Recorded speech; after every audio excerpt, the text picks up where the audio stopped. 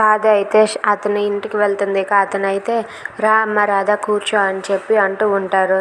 చెప్పండి సార్ పిలిపించారు అని చెప్పి రాధ అడుగుతూ ఉంటుంది. మీ ఆయన ఉద్యోగం గురించి మా అబ్బాయితో చెప్పానమ్మా అని చెప్పి అతను అంటాడు. అది విన్న రాధ అయితే thank you sir, thank you so much అని చెప్పి అంటుంది. కానీ ఒక కండిషన్ ఉందమ్మా అని చెప్పి అంటారు. ఏంటి సార్ అది చెప్పండి అని చెప్పి అంటుంది. మీ ఆయనకి పెళ్ళి అవ్వలేదు అని చెప్పాలమ్మా అని చెప్పి అంటారు. అది విన్న రాధ అయితే ఒక్కసారిగా షాక్ అవుతుంది. ఏంటి సార్ ఏం మాట్లాడుతున్నారు అని చెప్పి అంటుంది. అవునమ్మా, మీ ఆయనకి పెళ్ళి కాలేదు, బ్యాచిలర్ అని నేను చెప్పాను.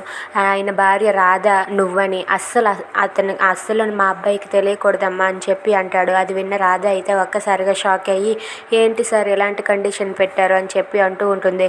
మరి మీ ఆయనకి ఉద్యోగం కావాలంటే ఆ ఒక్క అబద్ధం ఆడక తప్పదమ్మా, నా మాట విని ఆ ఒక్క అబద్ధం ఆడమ్మా అని చెప్పి అంటూ ఉంటాడు. అది విన్న రాధ అయితే ఇప్పుడు నేనేం చెయ్యాలి, అయినా దీనికి శ్యామ్ సార్ ఒప్పుకుంటారో లేదో అని చెప్పి ఆలోచిస్తూ ఉంటుంది. If you like this video please like, share and subscribe.